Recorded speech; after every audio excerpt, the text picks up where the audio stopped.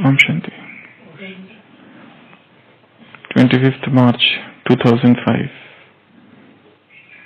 अभी दुख बहुत बहुत बढ़ रहा है, बढ़ता रहेगा। इसलिए मास्टर सूर्य अनुभूति की किरणें फैलाओ। जैसे सूर्य एक ही समय में कितनी प्राप्तियां कराता है, एक प्राप्ति नहीं कराता। सिर्फ रोशनी नहीं देता, पावर भी देता है, अनेक प्राप्ति कराता है। ऐसे आप सभी इस 6 मास में ज्ञान सूर्य बन क्या करो, सुख की, खुशी की, शांति की, सहयोग की किरणें फैलाओ, अनुभूति कराओ। आपकी सूरत को देखते ही उनको अपने स्वरूप की स्थिति स्मृति आ जाए। आपकी सूरत को देखते ही क्या हो जाए? अंधकार समाप्त हो जाए, दुख की लहर में कम से कम मुस्कान आ जाए। आपकी दृष्टि से निहाल हो जाए, आपकी दृष्टि से। अभी अभी वरदान था संडे, वाणी की सेवा नहीं कर सकते तो क्या करो? दृष्टि, वृत्ति और कृति से सेवा करो, क्योंकि सेवा ब्राह्मणों का श्वास, और श्वास नहीं तो श्वास नहीं तो श्वास नहीं तो श्वास नहीं तो मूर्छित, श्वास नहीं तो मूर्छित। तो यह अटेंशन देना है, विधाता बनना है, तपस्वी बनना है। ऐसे तपस्या करो जो, कैसी तपस्या करो? जो तपस्या की ज्वाला कोई ना कोई अनुभूति कराए। सिर्फ वाणी नहीं सुने, अनुभूति कराओ। अनुभूति अमर होती है,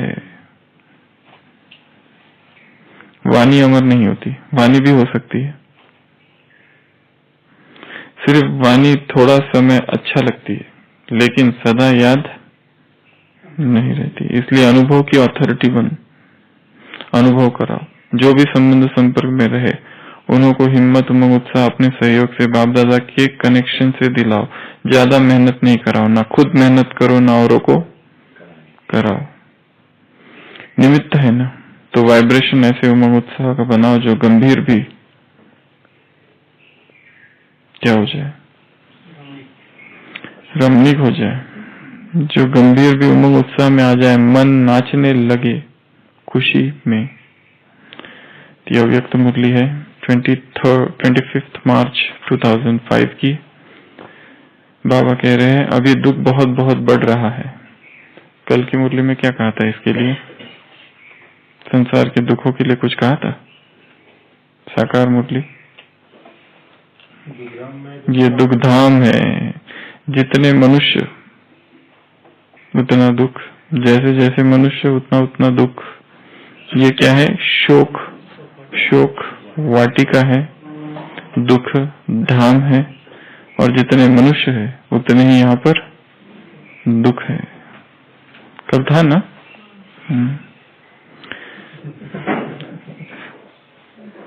जैसे सूर्य एक ही समय में कितनी प्राप्तियां कराता है, एक प्राप्ति नहीं कराता। क्या क्या प्राप्ति कराता है सूर्य?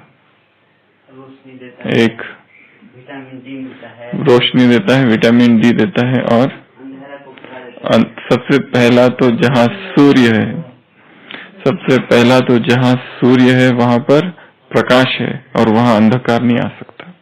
ये सबसे पहला पॉइंट है। दूसरा, रोशनी देता है। तीसरा, विटामिन डी।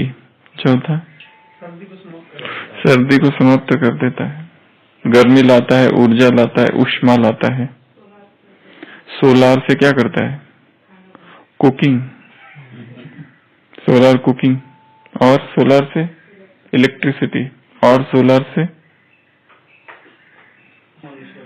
मनुष्य। और जीवन जो है वो सूर्य के बिना संभव नहीं है। और सूर्य में गुरुत्वाकर्षण एक शक्ति भी है, उसी के आधार से तो सारे जो सोलर सिस्टम के ग्रह है वो ऑर्बिट में घूम रहे हैं।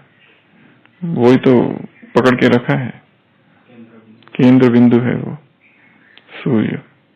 और कीटाणुओं को नष्ट करता है। अगर वो सूर्य की किरणें एकाग्र हो जाए तो भस्म कर सकता है, इतनी पावर उसमें है। तो सूर्य एक ही समय में कितनी प्राप्तियां कराता है, माइट भी देता है, शक्ति भी देता है सूर्य, लाइट भी है तो माइट भी है। और वाटर साइकिल वो कैसे होता है, वो भी तो सूर्य खींचता है ना, तो वाटर साइकिल भी क्यों होता है, सूर्य की वजह से। एक प्राप्ति नहीं करता, सिर्फ रोशनी नहीं देता, पावर भी देता है, पावर देता है। बहुत सारी बीमारियां सूर्य में जाने से ठीक होती है। बहुत सारी बीमारियां हैं जिनके ऊपर बहुत सारे प्रयोग किए गए, तो सूर्य में जाने से कम होती है थोड़ी थोड़ी। सनबाथ अनेक प्राप्तियां कराता है। ऐसे आप सभी भी 6 मास में क्या कर दो, अब रविंद्र भाई क्या करो 6 मास में? हाँ क्या करो, क्या? ज्ञान सूर्य बन, सुख की, खुशी की, शांति की, सहयोग की किरणें फैलाओ। संसार में सुख नहीं है, खुशी नहीं है, शांति भी नहीं है, सहयोग भी नहीं है। ये 4 चीजें बताई है यहाँ पर। दुखी है लोग, दुखधाम है, खुशी नहीं है कहीं पर भी, दिखावा मात्र है खुशी का, पहनी हुई है मुस्कान, ऊपर से ओढ़ी हुई है, मास्क है, खाली ऊपर ऊपर से पहनी है। शांति, शांति तो है ही नहीं, अशांत है मन। क्यों अशांत है सुधा माता? संसार की आत्माओं का मन नहीं, वो नहीं, अशांत क्यों है आत्माएं, वो बात पूछ रहे। अच्छा आगे बता रहे क्या, आत्माएं अशांत क्यों है? क्योंकि अशांति धाम है।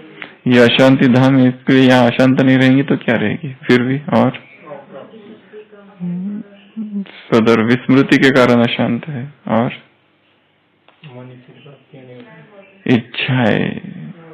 इच्छा इतनी ज्यादा है कि वो शांत रहने नहीं देती है, अच्छा नहीं बनने देती और शांत भी नहीं रहने देती। ब्राह्मणों को अच्छा बनने नहीं देती और संसार वालों को शांत नहीं रहने देती। एक भक्त था, तो उसने शिव जी की, शंकर जी भक्ति में बहुत प्रार्थना की, बहुत भक्ति की, बहुत भक्ति की, बहुत भक्ति की। तो फिर शंकर जी प्रकट हो गए, 3 वरदान दूंगा, सोच समझ के मांगना। अभी उसने हड़बड़ी में एकदम समझ में नहीं आया क्या करूं और क्या नहीं, और एकदम से बोल दिया, पत्नी जो मेरी है बहुत दुख देती है, मेरे पूरे दुख का जड़ कारण, जो मूल कारण है, क्योंकि उसके आने से पहले मैं सुखी था, जब से वो आई तब से अशांत हो गया है मन, सारे घर में अशांति फैली है, सबसे पहला काम ये करो कि इसको मार दो। तो तथास्तु, तुरंत मर गई। और जैसे वो मरी, एकदम से याद आया, मुझे तो इससे प्यार भी तो बहुत था, इसने मेरी सेवा भी तो कितनी की थी। फिर पश्चाताप होने लगा, क्या करूं अब, क्योंकि विडंबना यही है व्यक्ति की संसार में, जिससे बहुत प्यार करता है उससे सबसे ज्यादा घृणा भी उसी से करता है। दुनिया वाले दुख देते तो इतना दुख नहीं होता, पर जिससे प्यार करते उससे जब दुख होता है तो बहुत ज्यादा दुख होता है। तो फिर एकदम से उसे पता चलता है ये मैंने क्या कर दिया। फिर अभी 2 ही वरदान बाकी है, दूसरा वरदान मांगता है उसको, प्लीज जिंदा कर दो। अभी शिव जी कहते हैं तीसरा मांगो, वो कहता है 1 मिनट, अभी मैं जल्दी नहीं करूंगा, टाइम वेट करो। और बहुत उसे राय लेता है, क्या मांगना चाहिए, क्या मांगना चाहिए, क्या मांगना चाहिए, क्या मांगना चाहिए। कई साल गुजर जाते हैं, फिर भी समझ में नहीं आता है कौन सा मांगू, क्योंकि जो भी मांगने का सोचता है उसमें नुकसान और फायदे दोनों है। तो फिर लास्ट में शंकर जी से कहता है, शंकर जी आते हैं, बोलते टाइम इज गेटिंग अप, बताओ जल्दी मांगो, इतना टाइम नहीं दे सकता मैं, वैलिडिटी पूरी हो रही है वरदान की। तो वो कहता है, मैं तो समझ नहीं पा रहा है, आप ही मुझे बताओ क्या मांगना चाहिए, जो आप कहेंगे वो मांगूंगा, आप ही बताओ, क्योंकि आपसे अधिक कौन अच्छा बताएगा मुझे। तो वो कहते हैं, मांगने जैसा संसार में एक ही वरदान है, एक ही है बस, और बहुत इंपॉर्टेंट वरदान है वो यदि मिल जाए तो उसके ऊपर और कोई वरदान नहीं है। तो वो कहते हैं हाँ आप जो बोलेंगे वो वरदान मैं लूंगा, आप केवल कहो, सजेस्ट करो। तो वो कहते हैं डिजायरलेसनेस, इच्छा मात्र अविद्या, कोई भी इच्छा न हो कभी भी जीवन में, ऐसा वरदान। डिजायरलेसनेस, ये वरदान दे दो कि क्योंकि कोई भी इच्छा हो तो उसके आगे दूसरी इच्छा, तीसरी इच्छा, चौथी इच्छा, पांचवी इच्छा पीछे पीछे पीछे पीछे आती है। इसके लिए वरदान कौन सा लेना है? इच्छा मात्रम अविद्या का, इच्छा ही ना हो कोई संसारिक, डिजायरलेसनेस, ये सबसे बड़ा वरदान। तो कहते हैं हाँ ये ठीक है, ताकि इसके आगे फिर और कुछ मांगने की जरूरत ही न पड़े। तो किसकी अनुभूति करानी है? सुख की, खुशी की, शांति की, सहयोग की अनुभूति कराओ। आपकी सूरत को देखते ही दुख की लहर में कम से कम क्या आ जाए? मुस्कान आ जाए। आपकी दृष्टि से हिम्मत आ जाए। हिम्मतहीन है आत्मा, हिम्मत नहीं है, इसके लिए तो दिल तख्त नशीन नहीं बन पा रही है। संडे की मुरली, हिम्मत की क्या है? कमी है। तो यह अटेंशन देना, विधाता बनना, तपस्वी बनना, कितना अच्छा लक्ष्य है ये तपस्वी बनने का। कोई सोचता है तपस्वी बनना है संसार में? संसार में तो कुछ और ही सोचते हैं, ये बनेंगे, वो बनेंगे, वो बनेंगे, ऐसा बनेंगे, वैसा बनेंगे। तपस्वी बनना है ऐसा नहीं सोचता है कोई। तपस्या शब्द गृहस्थी लोग सुनते हैं तो भागते हैं, बिल्कुल पसंद नहीं है उनको। कान में अगर पड़ गया तपस्या, वैराग, त्याग, संन्यास, ये शब्द बिल्कुल उनके एलर्जिक है, ये शब्द नहीं सुनना चाहते। ऐसी तपस्या करो जो तपस्या की ज्वाला कोई ना कोई अनुभूति कराए। सिर्फ वाणी नहीं सुने, अनुभूति कराओ। अनुभूति अमर होती है, इस वाक्य को याद रख लो, काम आएगा क्लास कराने में। अनुभूति अमर होती है, कुछ कुछ वाक्य हमेशा याद करने होते हैं। अनुभूति कैसी होती है? अमर। 1 सेकंड की अनुभूति हर एक ने की होगी। ब्राह्मण बनने के बाद ज्ञान में आए तो वो जो अनुभूति 10 साल 20 साल पहले हुई थी वो अभी तक याद है। उसके बीच में कितने सारा चीजें सुन ली, पढ़ ली, अनुभव कर ली, सब कुछ किया, पर वो जो अनुभूति थी 1 सेकंड की, प्रभु प्रेम की, मदद की, साथ की,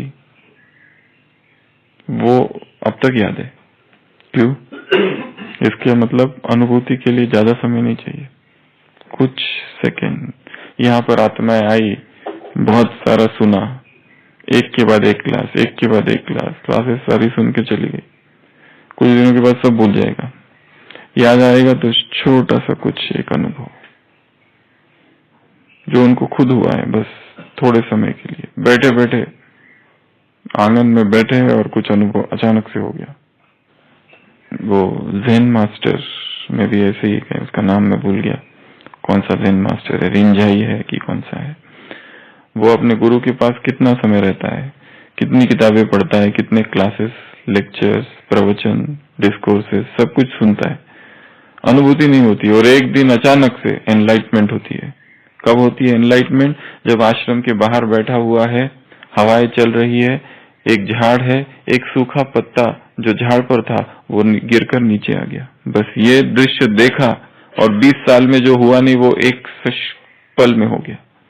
जैसे ही देखा एकदम से अनुभव हो गया कि एक दिन मैं भी ऐसा ही गिर जाऊंगा, और अशरीरपन का अनुभव हो गया उसको। इतना साल, इतने थियरीज, क्या कुछ सुना, इतने सिद्धांत सुने, उसका कुछ, वो खाली बुद्धि में जा रहा था, हृदय बहुत दूर था। बैठा था एक दिन एकांत में झाड़ के पास और देखा कि वो पत्ता नीचे गिर गया।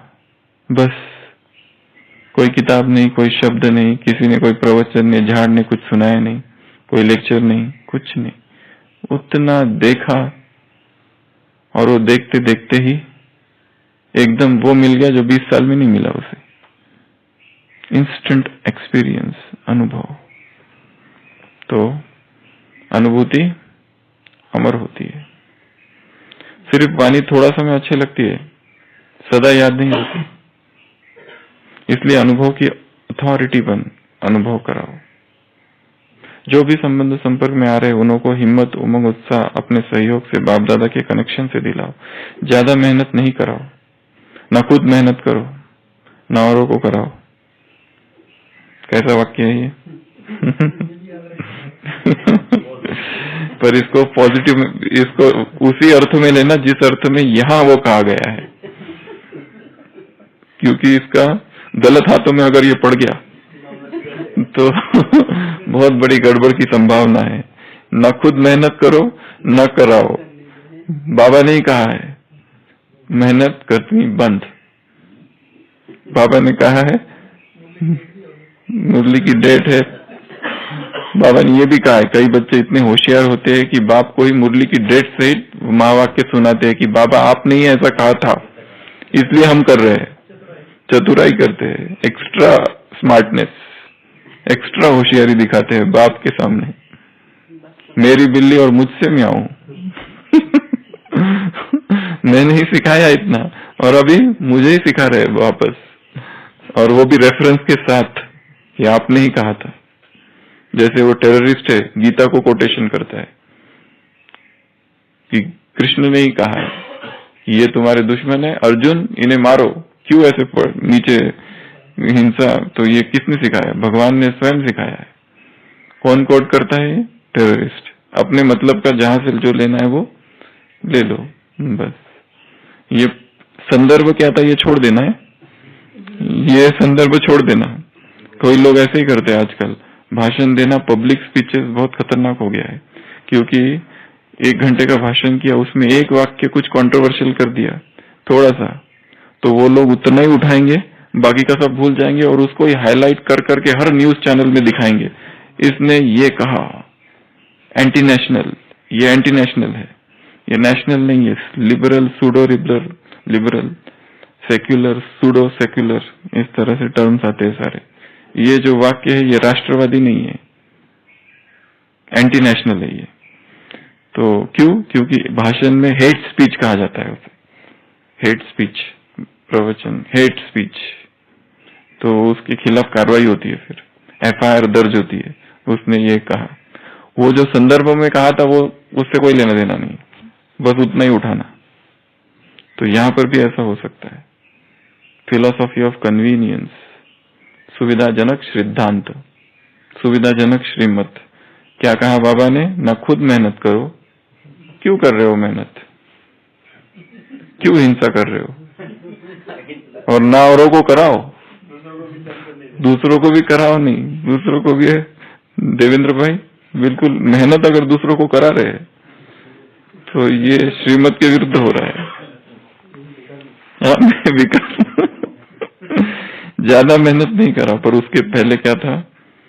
अनुभव की अथॉरिटी बनो। जो भी संबंध संपर्क में आ रहे हैं उन्हों को हिम्मत, उमंग, उत्साह अपने सहयोग से, बाप दादा के कनेक्शन से दिलाओ। ज्यादा मेहनत नहीं कराओ, ना खुद मेहनत करो, ना औरों को कराओ। निमित्त है ना तो वाइब्रेशन ऐसे उमंग उत्साह का बनाओ जो गंभीर भी क्या हो जाए, उमंग उत्साह में आ जाए। मन क्या करे? नाचने लगे खुशी में। तो 25 मार्च 2005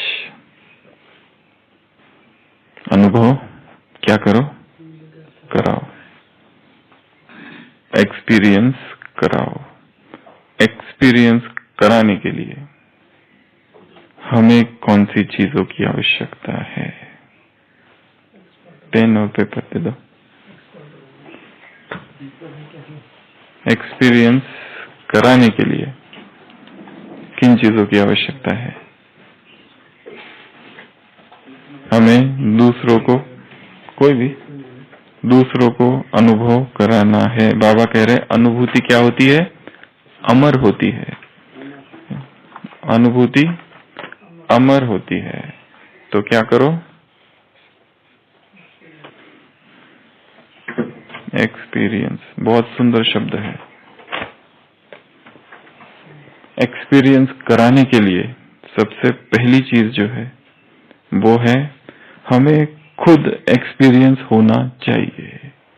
ई फॉर एक्सपीरियंस, जिसे अनुभव कराना है अगर उसे खुद ही एक्सपीरियंस नहीं हो तो स्विमिंग की क्लासेस हम कराने जा रहे हैं, पीएचडी गाइड है किसी के, ठीक है, और हमने कभी पानी में हम कभी कूदे नहीं है, पर हमें थियरी सारी पता है, कौन कौन से वेज है, मेथड्स क्या क्या है, कौन कौन से बड़े बड़े स्विमर्स है, उनकी लाइफ स्टोरी सब कुछ पता है, स्विमिंग की सारी थियरी पता है, परंतु हम कभी गए नहीं है, जाने से हमें डर लगता है, परंतु पता सब है, कैसे कूदना चाहिए, कैसे हाथ मारनी चाहिए, हिलानी चाहिए, सब कुछ।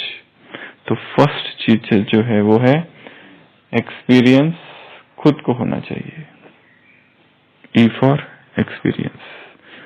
किस चीज की बातें कर रहे हैं हम? ये वो घटक है जिसे अनुभव कराना है, उसे किन चीजों की आवश्यकता है, उसके पास कौन कौन सी चीजें होनी चाहिए जिसे कराना है। तो पहला है ई फॉर एक्सपीरियंस, दूसरा है एक्स फॉर एक्सरे मशीन। कौन सी एक्सरे मशीन? ऐसी एक्सरे मशीन होनी चाहिए जिससे हम खुद को भी देख सके और जिनको अनुभव कराना है उनको भी देख सके। क्या देख सके दूसरों को? कि इन्हें क्या चाहिए, उनकी रग पहचानने की एक्सरे मशीन हमारे पास चाहिए। एक सूक्ष्म एक्सरे मशीन में क्या दिखता है? अगर ये चेस्ट है, छाती, ठीक है, किसी को खांसी हो रही है तो हम एक्सरे करते हैं, तो एक्सरे में क्या दिखता है? एक्सरे में दिखता क्या क्या है? हड्डी दिखती है। तो फ्रैक्चर अगर है किसी को तो कहां से पता चलता है? एक्सरे में फ्रैक्चर सबसे पहले तो यदि किसी को इमोशनल फ्रैक्चर्स हुए हैं, इमोशनल फ्रैक्चर्स, डिप्रेशन में है आत्मा, इंफ्योरिटी कॉम्प्लेक्स में है, सुपियोरिटी कॉम्प्लेक्स में है, किसमें है, वो देख सके क्या है। कोई ट्रॉमा है, बचपन का कोई ट्रॉमा है जो अब तक चल रहा है, बचपन में कोई ऐसा अनुभव जो अब तक आत्मा भूली नहीं है, और वही शायद डिप्रेशन का कारण है। ऊपर के जो कारण अब के है वो तो कारण है ही नहीं। कारण का बीज स्कूल में है, कारण का बीज कॉलेज में है। कितने सारे मेल और फोन आते, लोग क्या लिखते हैं उसमें? यही चीज लिखते हैं, बचपन ठीक नहीं था, बचपन गंदा था, टीनेज कॉलेज लाइफ जो थी ठीक नहीं थी, और उसके बाद में अचानक एक दिन ज्ञान मिल गया, ज्ञान मिल गया तो एकदम उड़ गए, ज्ञान मिल गया तो सब विस्मृत हो गया, ज्ञान मिल गया तो एकदम बाबा बाबा, और फिर मुरली, धारणाएं, जीवन परिवर्तन हो गया। परंतु वो स्मृतियां कुछ सालों के बाद वापस आती है, सारा इमर्ज होता है, वो सारी यादें वो एक एक करके बाहर आती है सारी, धीरे धीरे धीरे धीरे धीरे धीरे आते हैं तो बहुत उमंग उत्साह, पर जब ठोकरें होती है, खाते हैं, तो फिर दुख होता है। और फिर एक दुख, पुराना जो दुख है उसको खींच के लाता है। दुख अट्रैक्ट्स दुख, दुख दुख को खींचता है, चाहे टाइम पीरियड कितना भी बड़ा हो। पर अभी अगर दुख उत्पन्न हुआ तो पुराने जो दुख है वो दुख उनको अपनी तरफ आकर्षित करता है, सारे दुख मिलकर पार्टी करते हैं फिर, और महादुख की सिचुएशन, सभा सम्मेलन कहो, वो निर्माण होता है। वो दुख जो पुराना था ज्ञान में आने के बाद तो भूल गया, पर यहां पता चला कि यहां तो कुछ और ही है। लगता है एक एक, क्या करूं, एक एक पार्लियामेंट जैसा ही है, एक एक पॉलिटिशियन। पहले सोचा था एक एक बहुत महान आत्मा है, पर कुछ अनुभव ऐसे हुए कि कुछ और ही अनुभव हुए, फिर मत परिवर्तन हुआ, फिर दुख आया, फिर दुख ने दुख को खींचा। तो सबसे पहला एक्सरे करना है किसका? अपना। X-ray of the heart. Heart में किस किस के लिए घृणा भर रखी है। हार्ट में डीप अटैचमेंट है किसी एक आत्मा के लिए, डीप, इतनी गहरी अटैचमेंट है उस एक आत्मा के लिए कि उसको यदि कुछ हो जाए तो उसमें आएगा पकड़ में। पर स्पिरिचुअल एक्सरे मशीन चाहिए, पावरफुल स्पिरिचुअल मशीन चाहिए एक्सरे। इतना डीप अटैचमेंट, इतना डीप अटैचमेंट कि वैसे पता नहीं चलता है। उधर कुछ हो गया तो पता चलता है, किसी ने उधर कुछ कह दिया तो पता चलता है। और जितनी गहरी अटैचमेंट उतना गहरा दुख, सीधा प्रोपोर्शन है। वो आत्मा छोटी भी हो सकती है तो बूढ़ा कोई व्यक्ति भी हो सकता है, कोई भी हो सकता है, कोई भी हो सकता है। भागवत में जड़ भारत की कथा है। वो जड़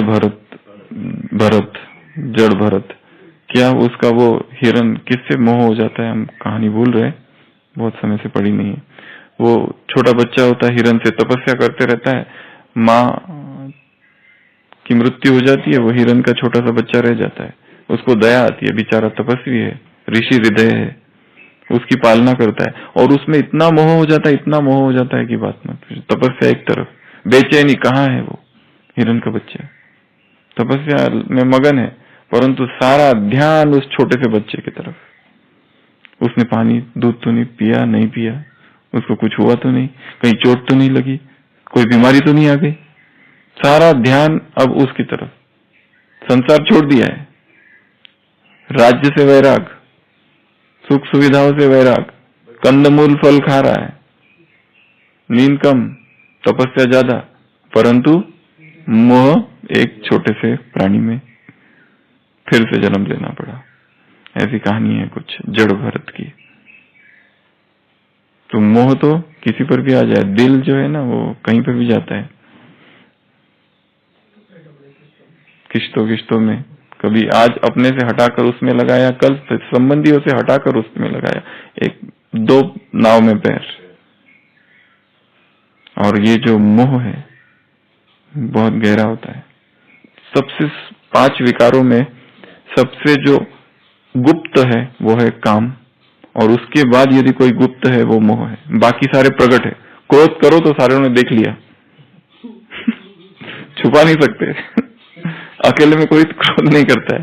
लोभ दिखता है, ये देखो संग्रह कर रहा है, अहंकार दिखाई देता है, परंतु काम सबसे सूक्ष्म है। व्यक्ति काम विकार में जाकर किसी को कुछ पता नहीं, अंदर ही अंदर डिस्टर्बेंस, अंदर ही अंदर अनुभव होगा कि स्थिति गिर गई। मोह भी वैसा ही है।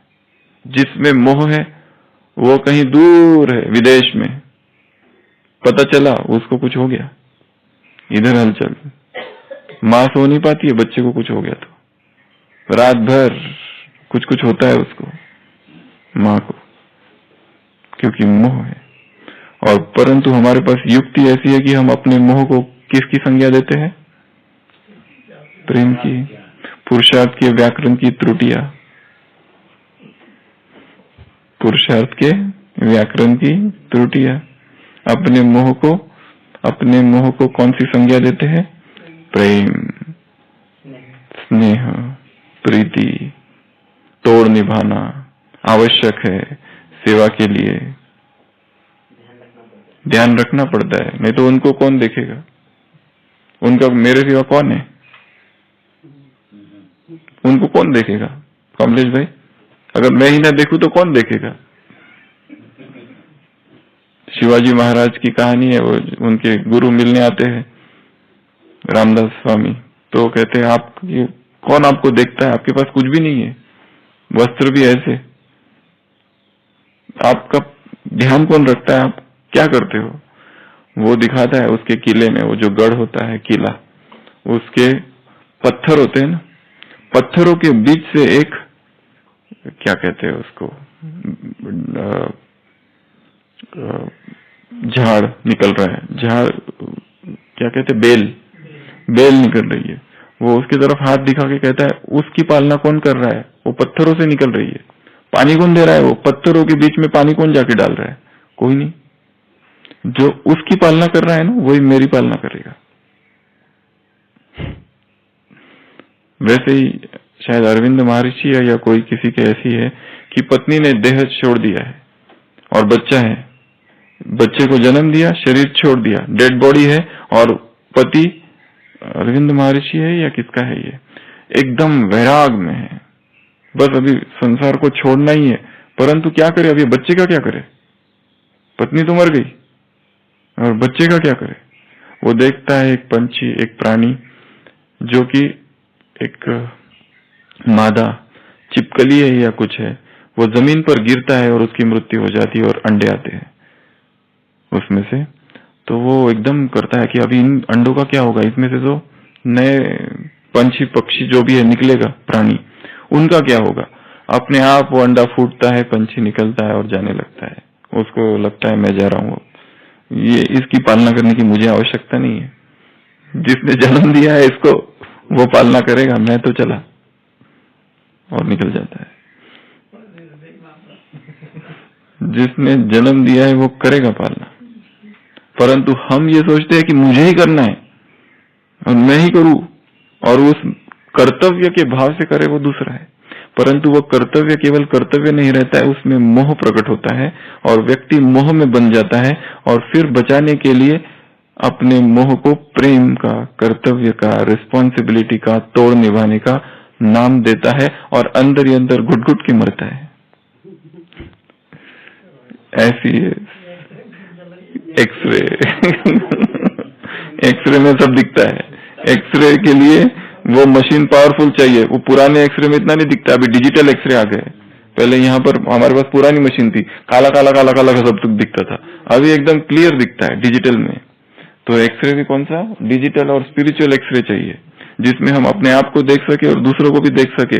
कौन से फ्रैक्चर्स है, कोई मास तो नहीं है, ट्यूमर, कोई इन्फेक्शन तो नहीं है, कोई निमोनिया तो नहीं है, कोई फ्लूइड तो, पानी तो जमा नहीं हो गया है, धब्बा मतलब वही पैच, निमोनाइटिक पैच तो नहीं है, कोई मास तो नहीं है, कोई इन्फेक्शन तो नहीं है। एक्सरे में सारा दिखता है।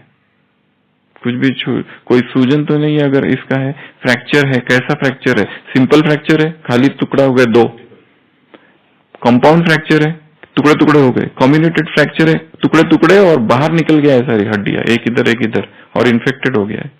सिंपल है, कंपाउंड है, कम्युनिकेटेड है, कौन सा फ्रैक्चर है। मल्टीपल फ्रैक्चर है, एक है या 3-4 हड्डियां टूटी है, एक हड्डी टूटी है फसली की, 3-4 खटखट टूटी हुई है। सारा एक्सरे से पता चलता है। सामने जो आत्मा ही, कितने फ्रैक्चर है, एक इमोशनल फ्रैक्चर है कि 2 है कि 3 है कि 4 है, उस अनुसार ट्रीटमेंट देना पड़ेगा। XEP, P के लिए चाहिए पावरफुल स्टेज, X के लिए X अर्थात E अर्थात खुद एक्सपीरियंस, क्योंकि कराना है।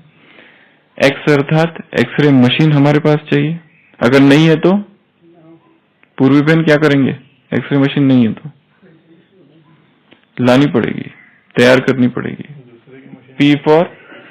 P for powerful stage, E for enlightenment, जो खुद एनलाइटमेंट जिसके पास है वही एनलाइटमेंट करा सकता है। बुद्ध ने जब खुद एनलाइटमेंट प्राप्त की उस बोधि वृक्ष के नीचे, उसके बाद ही वो निकले बाहर दूसरों को सिखाने के लिए। वो अभी खुद नहीं सिखाने की इच्छा थी, वो तो कहा गया, वो दिखाए, देवता आए और उन्होंने कहा कि सिखाओ, फिर भी उन्होंने कहा मैं सिखाऊंगा, पर उनको समझेगा क्या दुनिया वालों को, जो ज्ञान मैं दूंगा क्या वो समझ पाएंगे संसार वाले। संबोधि नहीं, सशक्तिकरण एम्पावरमेंट है।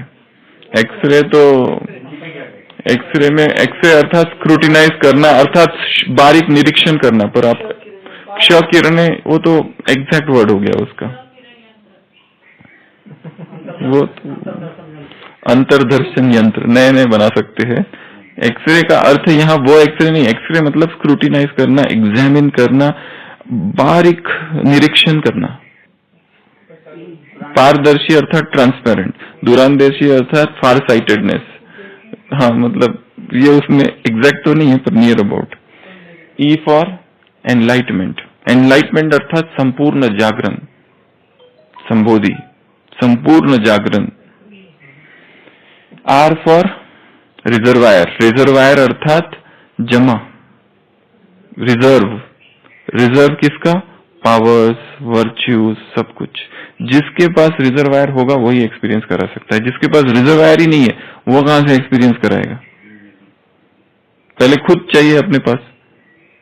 शांति का अनुभव कराने चले और हमारा मन अशांत है, कैसे शांति कराएंगे, अनुभव कराएंगे? स्ट्रेस मैनेजमेंट का कोर्स कराने चले और हमें चिंता हो रही है, स्ट्रेस हो रहा है, लाइट नहीं है, ये नहीं है, वो नहीं है, माइक चल रहा नहीं है, पहले से अरेंजमेंट करनी चाहिए थी तुम लोगों को। वो तो एग्जैक्ट अर्थ है उसका, एक्स मतलब श और रे मतलब किरण, पर हम जो अर्थ ले रहे हैं यहाँ पर वो है बारीकी से देखना, निरीक्षण, आंतरिक निरीक्षण। फिर है आर से रिजर्व, आई से इंटॉक्सिकेशन। जितना रूहानी, ईश्वरीय, नारायणी, इलाही नशा, मस्ती, रुहाब, ऐसा रूहानी पियक्कड़ बनना पड़ेगा। स्पिरिचुअली इनिब्रिएटेड, स्पिरिचुअली इंटॉक्सिकेटेड, टिप्सीड, ऐसा स्पिरिचुअल इंटॉक्सिकेशन जब होगा तो ही दूसरों को इंटॉक्सिकेशन करा सकते हैं। जिसको खुद ही नशा में नहीं है वो दूसरों को क्या नशा चढ़ाएगा? नशा चढ़ाने के लिए क्या चाहिए? नशा भरपूर चाहिए। खुद पूरा पिया हुआ हो तो दूसरों को जाम पिला सकते, खुद ही पिया हुआ नहीं है और चले दूसरों को सिखाने पीने से क्या फायदे होते बताने। खुद इंटॉक्सिकेशन, आई फॉर इंटॉक्सिकेशन। फिर से ई है, ई फॉर एगरनेस, एगरनेस अर्थात उत्सुकता, उत्कटता, तत्परता, अनुभव कराने की एगरनेस। एगरनेस अर्थात उत्सुकता, तत्परता, उत्सुकता, दूसरों को फटाफट हमें भी अनुभव कराना है, जो हमने पाया है, उत्कंठा जो हमने एक्सपीरियंस किया है वो दूसरे भी करे। जब तक ये उत्कंठा, उत्सुकता, तत्परता, आतुरता नहीं है तब तक हम दूसरों का एक्सपीरियंस नहीं करा सकते। ई एन, एन फॉर दो तीन हो सकते हैं, यहाँ पर दो लेते हैं। N for nectar of gods love, nectar अर्थात अमृत। अमृत से हम कितने भरे हुए हैं, परमात्मा प्रेम का अमृत हमारे पास होगा तो ही हम दे सकते हैं।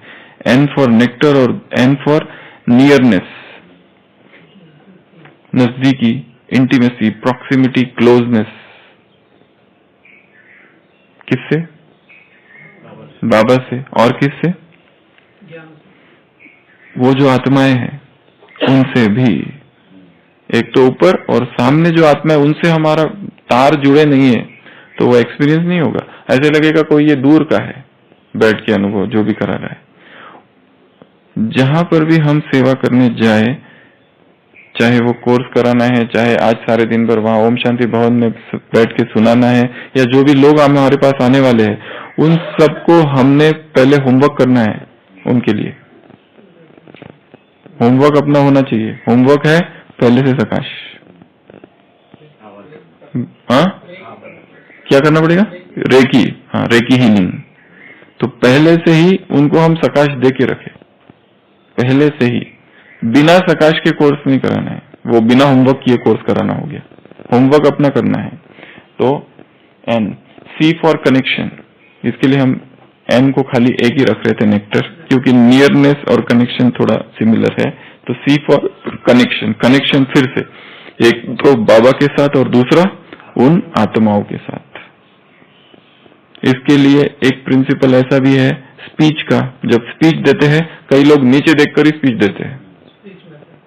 स्पीच मेथड जो भी नीचे देखकर स्पीच देते हैं। हमारे हॉस्पिटल में ऑडिटोरियम में ऑडिट्स होते हैं। ऑडिट्स में कई लोग प्रेजेंटेशन बनाते हैं, power point, complete power point की तरफ ही देखते रहते हैं। ऑडियंस इधर और पूरा पावर पॉइंट की तरफ देख के प्रेजेंटेशन पूरा कर देते हैं। आई कांटेक्ट जब तक नहीं होता है तब तक नीचे देखकर कई लोग भाषण देते हैं। ये सभा यहाँ बैठी है और नीचे देख के पूरा भाषण पूरा। भाषण किसको दे रहे हैं, जमीन को या छत को?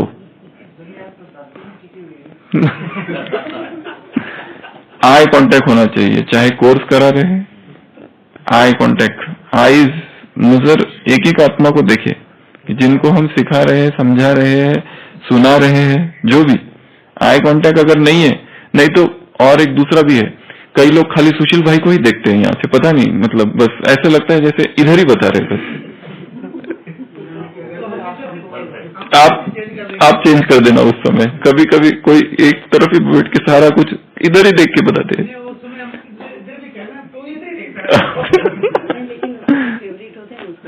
नहीं, जो फेवरेट है, या फिर हम खाली व्यक्ति की बात नहीं करें, आदत है कि बस इधर देख के बताना, एक ही तरफ देख के बताते, ये बाकी लोगों का क्या, इधर नजर ही नहीं जाती है। या तो कभी ऐसा होता है एक तरफ भाई बहने, एक तरफ भाई बहनें बैठी है, तो अगर भाई सुनाता है ना, बहनों की तरफ बिल्कुल देखते ही नहीं है, बस भाइयों की तरफ ही देख के पूरा सुनाते हैं जो भी सुना रहा है, जैसे पता नहीं कुछ हो जाएगा, इधर नहीं देखना चाहिए। बहनें सुनाती है तो खाली बहनों की तरफ देखती है, भाइयों की तरफ देखती ही नहीं। आई कांटेक्ट सब सीखने वाली बात है, इधर नहीं देखना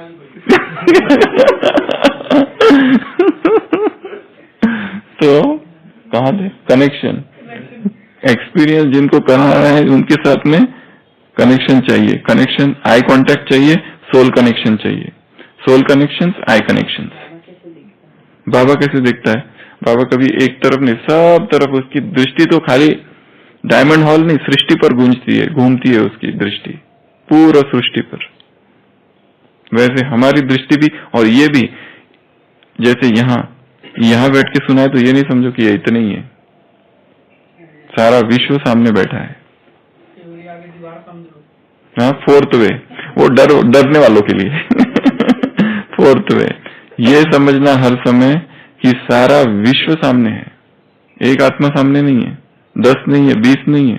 ब्रह्मा बाबा हिस्ट्री हॉल में सुनाते थे तो कैसे सुनाते थे? ऐसे नहीं, ऐसे वो दादियों को लगता था कि पता नहीं किसको देख रहे हैं पीछे, मतलब वो ऐसे सुनाते थे जैसे बहुत हजारों की लाखों की सभा है और वो बैठे हैं 5 लोग 10 लोग बैठे हैं, उसमें भी एक तो जाके सुबह आ जाता है, बाबा का चालू रहेगा रात भर, थोड़ा रेस्ट करके आएंगे आराम से। हमारे रामदयाल भाई हॉस्पिटल में बताते हैं, बाबा आते थे तो हम 11 बजे चले जाते थे, फिर आते थे 4-5 बजे, तब बाबा का चालू ही रहता था तो सारी रात चलता था। और बाबा को तो क्या है, मुरली सुना कि चले जाना है, हमको तो सेवा भी तो करनी है, दूसरे दिन सो गए तो कैसे होगा। बाबा तो कहते थे दादियों को आप जाओ, अभी सो जाओ, क्योंकि इनको तो कारोबार संभालना है। E for last, E empowerment techniques. किस टेक्निक से, किस विधि से दूसरों को एम्पावरमेंट करना है? एम्पावरमेंट अर्थात सशक्तिकरण। किस विधि से दूसरों का एम्पावरमेंट करना है, उसकी विधि भी हमारे पास चाहिए। एम्पावरमेंट करना है, कैसे? मेथड्स, विधि। तो सबसे पहला ई है, जो अनुभव कराना है, एक्सपीरियंस, वो खुद अनुभव हो, E. X for powerful X ray machine, P for powerful stage चाहिए, तो ये इसमें से एक भी चीज अगर कम है तो हम अनुभव नहीं करा सकेंगे। ई फॉर एनलाइटमेंट अर्थात कंप्लीट जागरण, आत्मा जागृत अवस्था में। R for reservoir, reservoir English word है, मतलब रिजर्व कर लो, चलो सिंपल शब्द है रिजर्व। रिजर्व अर्थात संचय, संचय हमारे पास कितने जमा है। आई फॉर इंटॉक्सिकेशन, जितना हमारा नशा ज्यादा उतना ही हम नशा चढ़ा सकते, हमारा अपना ही नशा कम है, अपने ही नशे में थोड़े डगमग है। ब्रह्मचर्य की क्लास करा रहे, पवित्रता की क्लास करा रहे, और हमारी ही पवित्रता अभी अभी भंग हुई है स्वप्न में, तो पावर आएगी क्या ब्रह्मचर्य की क्लास कराने में? क्लास करा रहे पवित्र दृष्टि पर, और जहां क्लास कराने के लिए जा रहे, जाते जाते वहीं पर अपवित्र दृष्टि हो गई प्रकाश भाई, तो कैसे क्लास करा पाएंगे? क्लास कराएंगे पर दिल खाती रहेगी अंदर। जो इसके लिए क्लास कराना, इसका मतलब ये नहीं है कि हम उसमें परफेक्ट बन गए, ये अर्थ नहीं है। ये एक प्रैक्टिस है हमारी, क्योंकि वो हम जो करा रहे हैं उसकी हम 4 दिन के लिए अभ्यास कर रहे हैं। अब वैसे भी अभ्यास करना ही है, तो ये एक जैसे एक ये मिल गया, ये कारण मिल गया कि अभी इसके लिए हम और ज्यादा अभ्यास करेंगे। विधि है वो। अगला, हाँ, क्योंकि जब हम दूसरों को समझाएंगे, जैसे हम क्रोध पर रोज भाषण देने चालू करें 10 दिन, ठीक है, एंगर सीरीज, कभी तो क्रोध जाएगा एक दिन, कभी तो जाएगा। हाँ, तो वो थोड़ा डर तो रहेगा, तो डर रहेगा थोड़ा। चलो एक दिन हो गया, परंतु हम अगर सिखाते रहे, कभी तो होगा। इतने भी तो हम पत्थर बुद्धि नहीं है। गरम पत्थर एक दिन तो आएगा। एन फॉर ईगरनेस अर्थात उत्सुकता, तत्परता। N for nectar of gods love. अभी वो नेक्टर क्या क्या हो सकता है उसकी भी लिस्ट बना सकते हैं। सुधा माता लिस्ट बनाओ, इस ज्ञान मार्ग में कौन कौन से अमृत मिले हैं, 7 कल निकाल के लाना लिस्ट, ठीक है ना।